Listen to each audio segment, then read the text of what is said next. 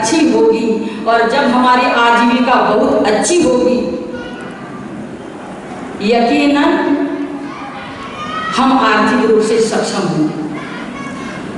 आर्थिक रूप से हम सक्षम होंगे तब हमारा कल्चर भी डेवलप होगा, हम अपना कल्चर स्थापित करेंगे और इन तीनों के लिए हमें जरूरत पड़ेगी राजनीति की। इस तरह से धार्मिक होना, सामाजिक होना, आर्थिक रूप से सक्षम होना और राजनीति को लेकर चलना, ये चारों स्तंभ इस समाज को उत्थान की ओर, विकास की ओर ले चलेगा।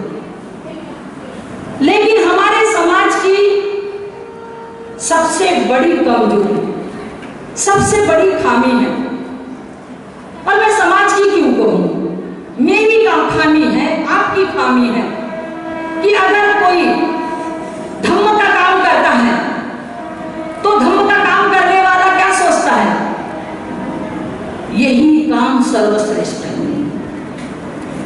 अब आपकी ये बिल्डिंग 4 खंभों पर न होकर के एक ही खंभे पर हो सकती है क्या?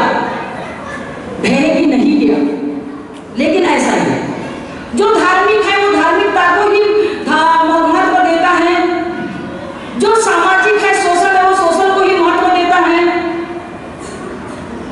और जो बिजनेस में है, आर्थिक रूप से सक्षम है, वो उसी को महत्व देता है। और राजनीति वाले केवल राजनीति को ही देखते हैं, वो दूसरी तरफ ध्यान नहीं देते। काश ऐसा होता कि ये चारों चीजें हम लेकर चलते, हम राजनीति को भी ना धुतकार दें, हम सोशल मूवमेंट को भी ना धुतकार दें और हम धार्मिक कार्य को भी ना धुतकार दें, तो अपने आप ही हम सक्षम हो जाते। लेकिन ऐसा नहीं है। हमारे यहाँ अगर कोई आए राजनीति वाले तो कहेंगे उससे कुछ नहीं होने वाला, धर्म की बातें करने से कुछ नहीं होने वाला। अरे क्यों नहीं होने वाला?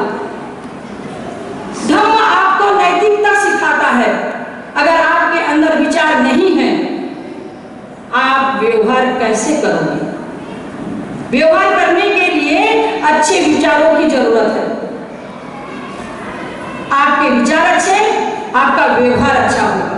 और जब बारंबार बारंबार बारंबार आप इस व्यवहार को करेंगे तो वो आपको सदाचार की ओर लेकर चलेगा, आपका वो आचरण बनेगा।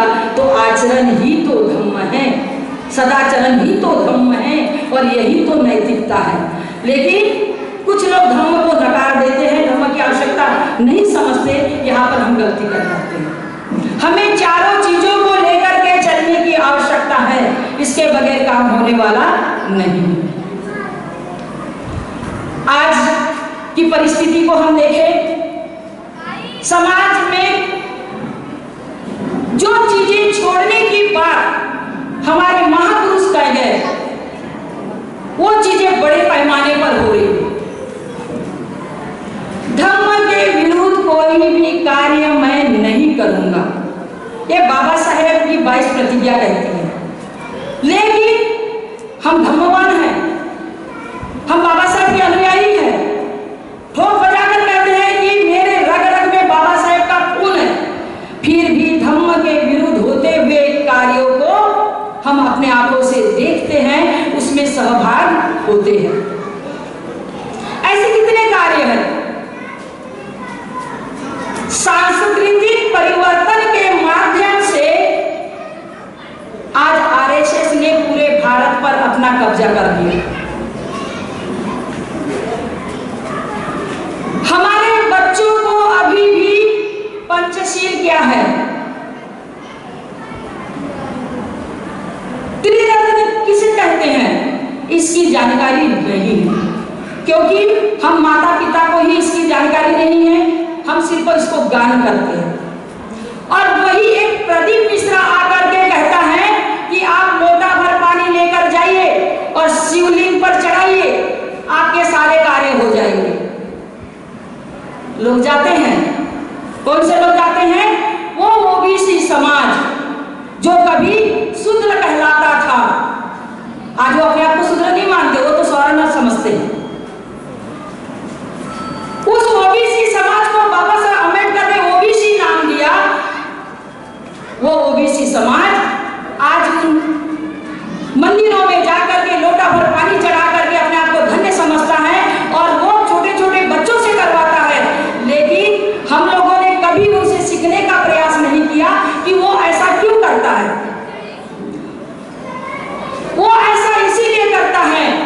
क्योंकि उसको अपना कल्चर, अपनी संस्कृति को मजबूत करना है। लेकिन हमें कभी इसकी चिंता कभी नहीं हुई। अपने कल्चर को मजबूत करने की हमें कभी चिंता नहीं हुई। यही कारण है कि आज इतने सालों बाद भी, 65 सालों बाद भी हमारा अपना कल्चर डेवलप नहीं हुआ, हमारी अपनी पहचान नहीं बनी। आज भी हमारी महिलाएं आधी इधर और आधी उधर नजर आती। पुरुषों के ऊपर तो कोई अलंकार है नहीं कि हम कहें। जैसे मुसलमान भाइयों की गाड़ी, उनसे पहचान होती है, सिखों की पगड़ी से पहचान होती है, हिंदुओं की तिलक से पहचान होती है, हम बौद्धों की पहचान किससे? जब सुधीर जी रामदेव के इनके माध्यम से मुझे जयश्री ताई ने बताया, ताई आपको वक्ता के रूप में बुलाया जा रहा है। मैंने कहा मैं तो वक्ता हूं नहीं भाई, मेरा नाम कैसे दे दिया गया? मैं तो वक्ता हूं नहीं, क्योंकि जब मैं वक्ता थी और जब वक्तव्य दिया ऐसे ही मंच के माध्यम से, जिस तरह से यहाँ पर आज बैनर लगा हुआ है छत्रपति साहू जी महाराज की जयंती, वैसे ही उस मंच पर बैनर लगा हुआ था बौद्ध समाज सम्मेलन। वो भी ऐसा वैसा नहीं, जिला स्तरीय नहीं, राज्य स्तरीय बौद्ध समाज सम्मेलन। जैसे गणमान्य लोग बैठे हुए हैं वैसे ही मंचस्थ बैठे हुए लोग थे।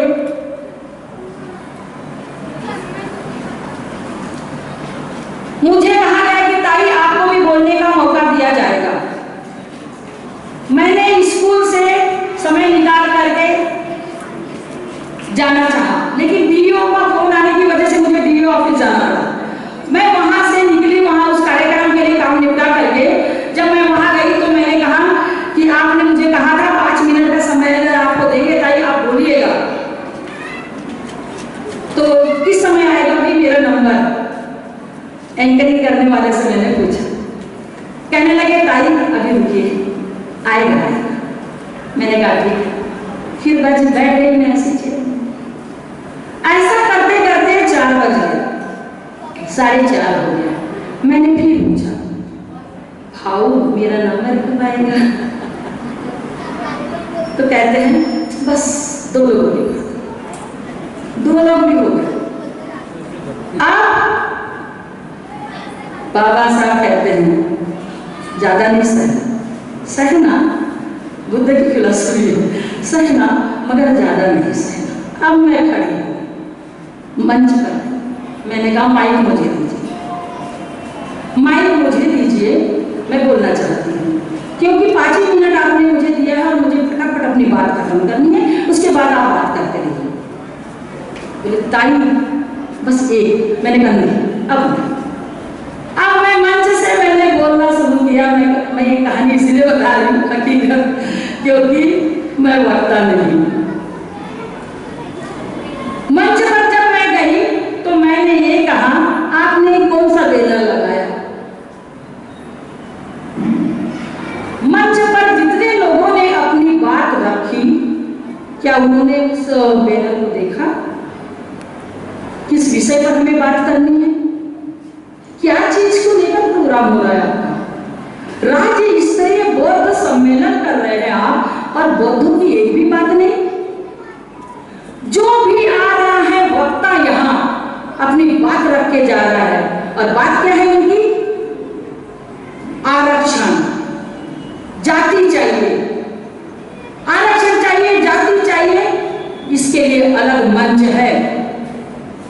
मैं आरक्षण की विरोधी नहीं, आरक्षण हमारा अधिकार है, वो हमें मिलना चाहिए, लेकिन किस मंच पर क्या बात करनी चाहिए ये तो मालूम होना चाहिए।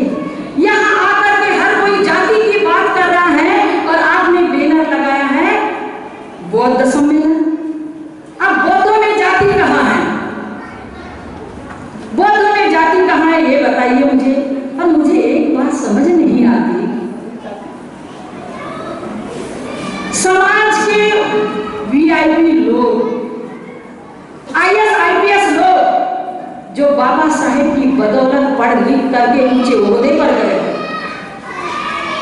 वो ब्राह्मण समाज के बीच रहते हैं, सवर्ण समाज के बीच रहते हैं और खुद को महान नहीं बताते, और यहाँ आकर के जाति की बात करते हैं, आरक्षण की बात करते हैं, जाति प्रमाण पत्र की बात करते हैं। ये वो लोग हैं जो स्वर्ण के बीच रहकर खुद को स्वर्ण बताते हैं। मिश्रा अपने आप को मिश्रा बताता है, सुखदेव अपने आप को शुक्ला बताता है। और आज ऐसा क्या हुआ कि माने जाति दिया ना, जाति दिया, जाति दिया, जाति दो मुझे, प्रमाण पत्र दो मुझे, क्या है? जिस काम के लिए सम्मेलन किया गया है उसकी बात करिए। एक ऐसा समाज स्थापित हुआ है, ये ऐसे लोग हैं, न गधे हैं न घोड़े हैं, ये खच्चर है, ये नर है न मादा है, ये हिजड़े है। ये शब्द थे मेरे, अब आप ही बताइए ऐसे शब्द बोलने वालों का माइक छीना जाएगा कि नहीं? बस माइक छीन लिया गया और उधर से आवाज आई पीछे से। इसीलिए तो कहता हूँ बसपा वालों को माइक नहीं देना चाहिए, ये आवाज थी। इसीलिए तो कहता हूँ इन लोगों को, बहुजन समाज पार्टी वालों को माइक नहीं देना चाहिए। समझ में आई बात? कॉल पर कॉल हुए, एक दूसरे से कनेक्ट हुए और कहने लगे एक जन उठ करके, ताई आप जो बोल रही हो ना गलत बोल रही हो। उसी मंचस्थ अतिथि ने एक ने उठकर कहा, मैडम अपनी जुबान पर लगाऊंगी, ये शब्द नहीं है मंच के माध्यम से बोलने की। मैंने कहा मुझे मालूम है, टीचर हूं मैं, मुझे मालूम है कहां पर कौन से शब्द इस्तेमाल किए जाते हैं। आप साबित करके दीजिए समाज खच्चर है कि नहीं, समाज हिजड़ा है कि नहीं, बताइए, नहीं तो मैं साबित करके देती हूँ। ये मेरे शब्द थे।